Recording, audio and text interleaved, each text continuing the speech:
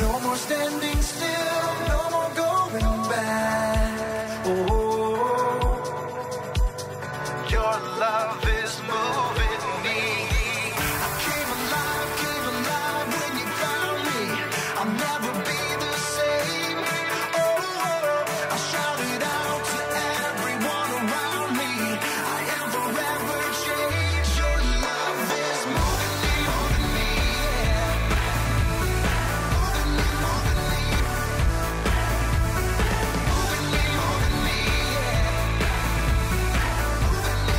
me,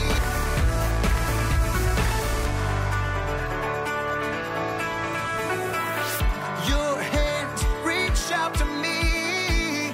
Only by grace I'm free.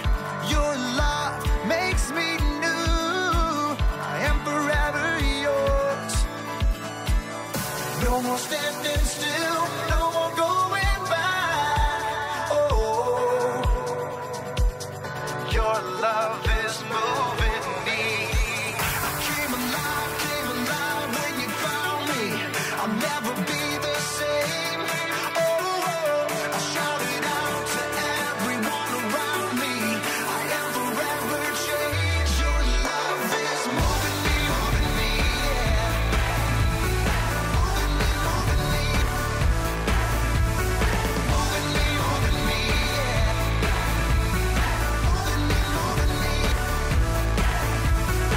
I came alive when you found me. I came alive when you found me.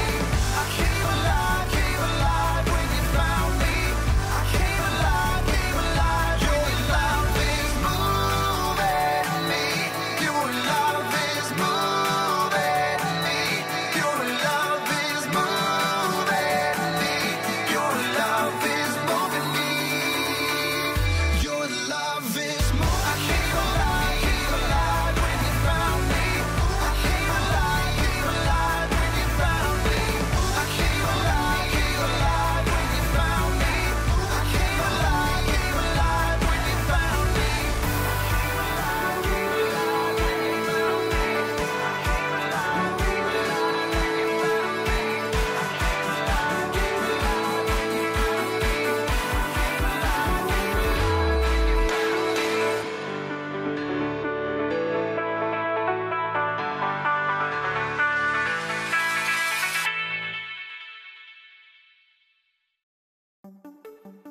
Oh, that's crooked. There we go. Hey, welcome to the Story Lab.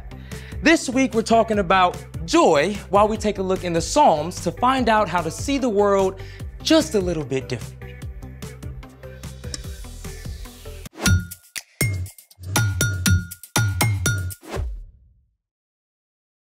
Hey, I'm Carter. And I'm Zeke. We're talking about joy, which is choosing to celebrate what God is doing. So, what's with all this artwork? Just bringing a little nature inside. Well, I see a lot of nature here. I love how artists can look at something boring and see something amazing. Oh yeah? Like this one? It's just a big tree, but it's pretty unusual and really beautiful. Hey, what about this one right here? This right here is mostly weeds, but it almost looks alive. That'd be a great gift for my mom. You know, I kind of wish I could see this stuff this way. Like an artist. Actually, I think everyone can see like an artist. And that's why I've invited someone to help us. Come on in, Joe. Hey! Wow. Guys got a gallery going on in here. Hey, we're so glad you can join us today. Oh, it's so good to be here. You know, I love to help people discover their artistic sides. That's right. You're going to help us create our own paintings today. Oh, wait. Paintings? I've never painted anything before. Yeah, look, don't worry about it. I'll walk you through it. Y'all ready? Let's do it! I like to call this the Painted Sunset Tree Challenge. Very specific. Okay. Now you're first gonna grab your big brush out of the water jar. You're gonna have a little bit of water on the brush to help smooth out the paint as we paint. Now what we're gonna start with is our yellow. And we're gonna paint the bottom half going left to right, a big stripe on our canvas, all right? The whole bottom half? The whole bottom half. Just go with it. Something like this. Right now, it doesn't matter how neat it is, but you want to go all the way to the bottom. Make sure you get all the way to the edge. Okay. Oh, yours looks good. Thank you. And next, we're going to grab the orange, do the same thing, and we're going to do about a 3 to 4 inch wide stripe just above the yellow. All right, so right here, leaving room above the orange stripe for the other stripes to go in. We'll have This looks cool. 2 more. Now, it's important though, if you want, to go ahead and blend it real light. Do a light stroke across the yellow. Let it fade in. The lighter you touch the canvas, the better. The red color's next. We'll do the same thing with the orange. Remember, you've got 2 more colors to fill in above the top after this red. Great. All right, so let me guess, purple next? Purple's next. Yes. Got it. And same as before. Do about the same size stripe above the red. All the way across. Leaving room for the blue to go above that. Looking great.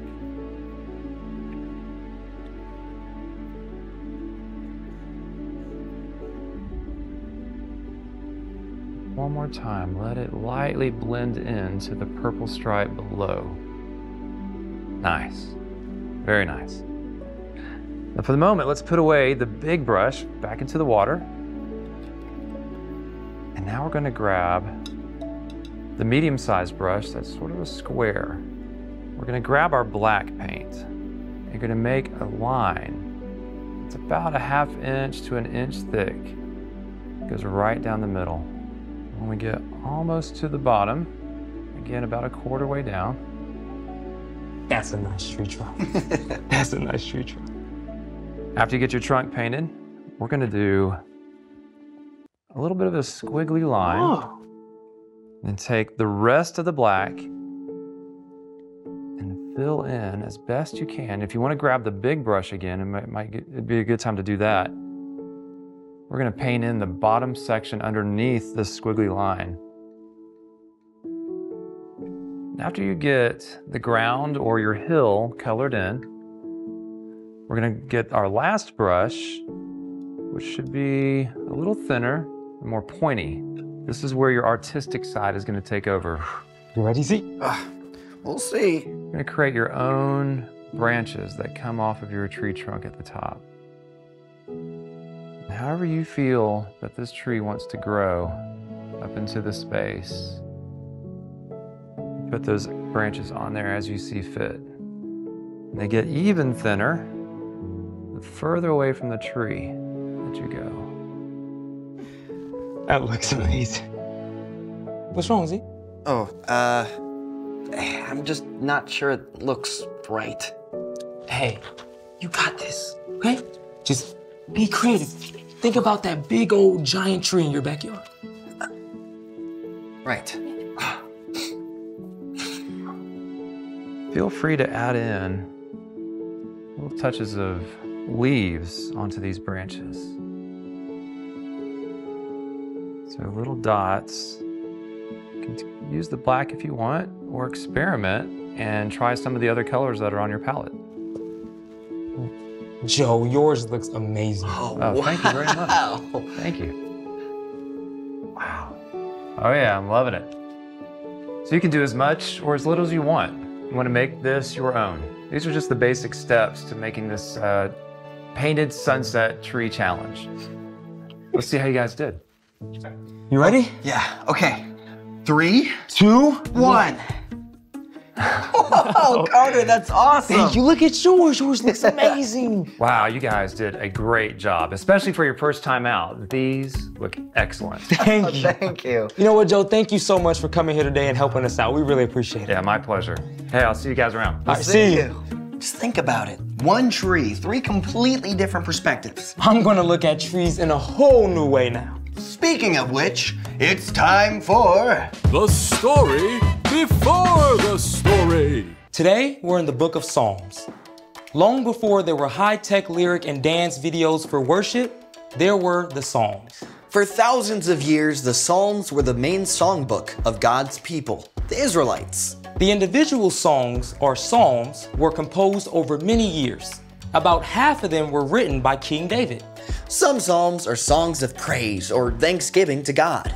Others share wisdom, and many are cries for help in a tough situation. The Psalms speak truth about who we are, who God is, and the incredible world that God created. Which is where our story starts. Take it away. Hey everyone, I'm Brian. We all have days and times when joy seems very far away and very hard to find.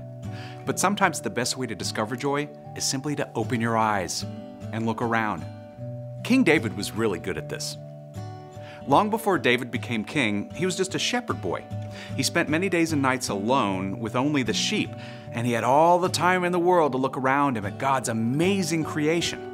Lord, our Lord, how majestic is your name in the whole earth. You have set your glory in the heavens.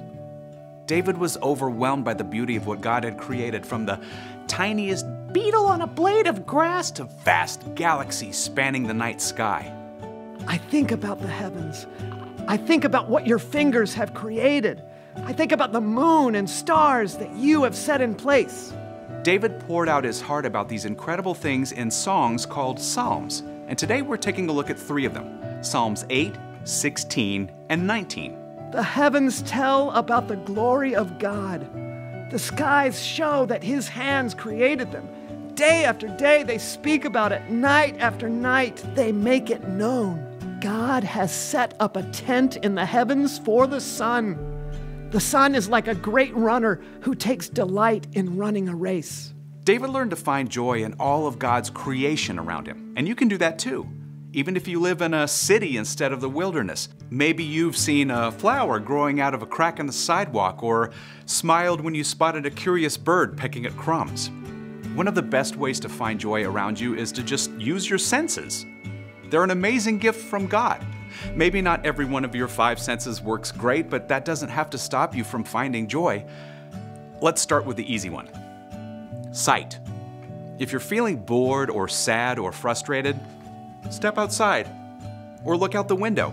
You might see blue sky that seems to go on forever, giant puffy clouds, a million green leaves, plucky dandelions poking through cracked pavement, funky looking stones or gravel glittering with fool's gold.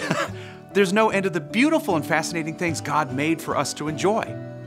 Now let's move on from eyes to ears. You can find joy in what you hear too. A restless breeze, the patter of raindrops, bird calls, or one of God's most incredible inventions, music. You can also find joy in what you smell. Though, let's be real, smells are not always delightful. No, I'm talking about those awesome scents that can change your mood in a heartbeat. Grandma's cinnamon rolls, the tangy smell of a Christmas tree, wood smoke on crisp fall air, salty sea spray at the ocean, fresh cut grass. Now, don't you wish this was smell-o-vision? Every single one of those scents and thousands more can bring you joy. And let's not forget our 4th sense, touch. A silky, wriggly puppy, sand squishing between your toes, a cozy, weighted blanket. And last but not least, taste. A perfectly juicy orange. Melt in your mouth chocolate. Cold, cold water on a hot day. God has given us countless ways to discover joy through our senses. But as David wrote, we can also find joy when we pay attention to the unique and wonderful people God made. What are human beings that you think about them? What is a son of man that you take care of him? You have made them a little lower than the angels. You placed on them a crown of glory and honor. You made human beings rule over everything your hands created. King David found joy and wonder in the people around him. He was just in awe of the way that God made us each unique and gave us the work of caring for all God made. So when you need a moment of joy, look at the people around you. Your baby sister's laughter. How the library lady smiles when she hands over your books. The way your teacher makes big gestures when he gets excited to help you learn something new. Like David, we can practice paying attention to the world around us, to all the amazing things and people that God created. And when we do that, we start to see that even though life isn't always easy, God is still at work. I keep my eyes always on the Lord. So my heart is glad. Joy is on my tongue. You always show me the path of life. You will fill me with joy when I am with you.